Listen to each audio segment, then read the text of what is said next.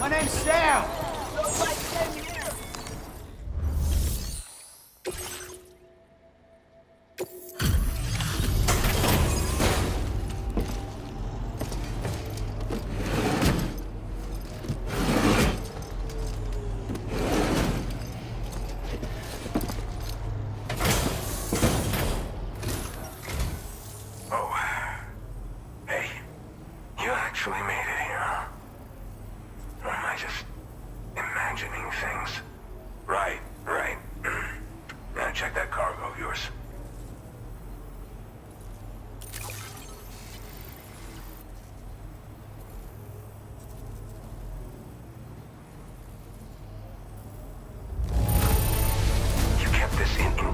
Condition, man.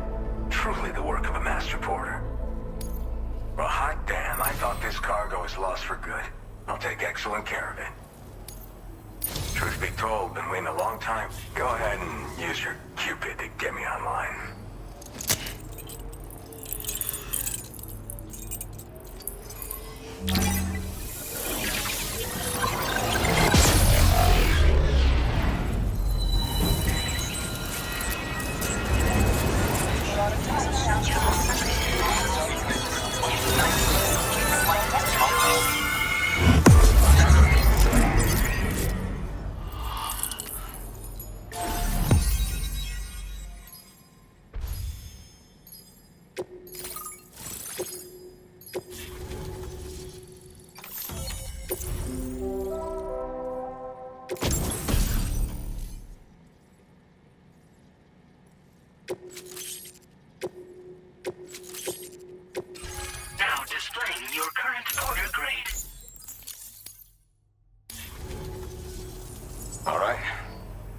To the network, which means I can finally start fixing up this observatory.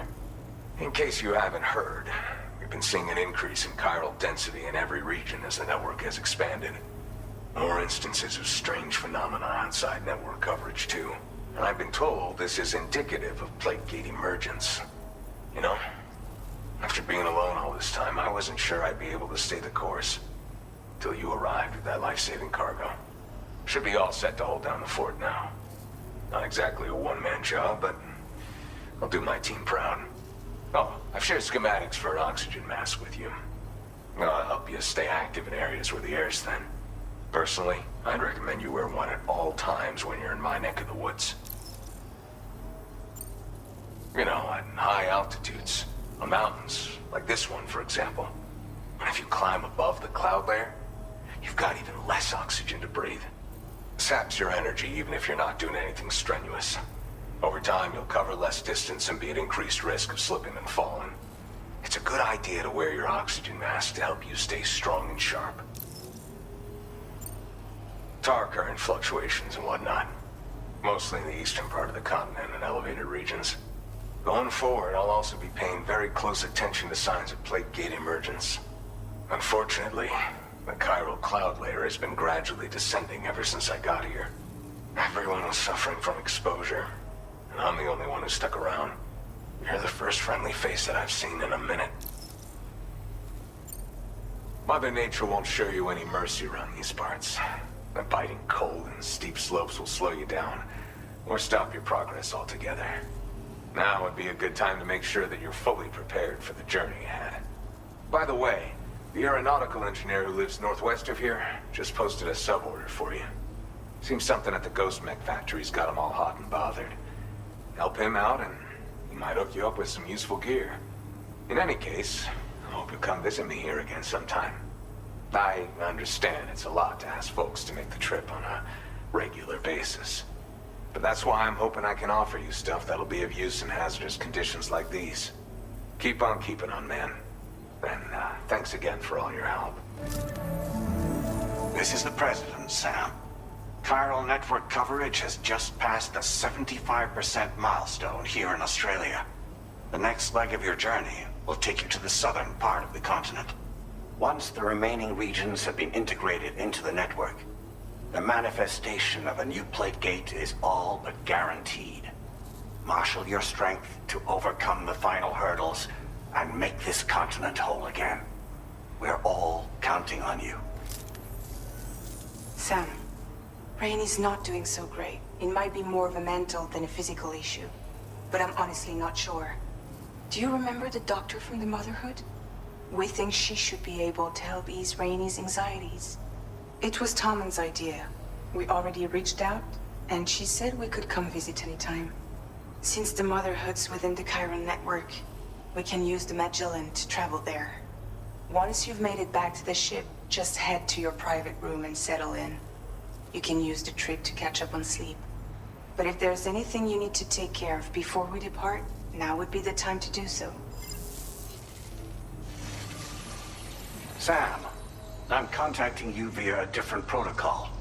This private mode affords me a direct connection to you alone. It seems Drawbridge has reason to suspect that APAC may have been involved in the production of ghost mechs. This possibility concerned me as well, so I conducted my own investigation and reaffirmed that APAC's underlying technologies are iterations of an older Bridges framework. What I'm getting at, Sam, is that the guilty party is not APAC, but Bridges. Which is to say, the UCA may also have some involvement with ghost mech production. This would perhaps explain why firearms and other weapons have become commonplace on the Australian continent. The UCA's precursor, the United States of America, had a prominent gun culture. Though Americans first took up arms to liberate themselves from British colonial rule, they retained the right to bear arms so that they might defend themselves against future government tyranny. APAC has no such designs, of course, but Higgs has used factories to obtain weapons in an attempt to subjugate the continent through violent action. And so, the people of Australia have, in response, been forced to take up arms in self-defense. A distinctly American philosophy, and one which would appear to have spread to this continent. The more we seek to unite the people with metaphorical ropes, the more essential sticks seem to become. This particular situation is one that I feared might come to pass, which is precisely why I determined that it must not be the UCA, but a civilian organization which takes the lead in expanding chiral infrastructure. But if the UCA is indeed somehow implicated in these events, it may dramatically alter the calculus. I realize it must be vexing not knowing what to believe, Sam. Should I learn more, I'll contact you at once. For my part, I have a favor to ask. I must insist you not disclose that we've been in direct contact. There's no telling who may be involved with what at this stage. Order completed. Well done.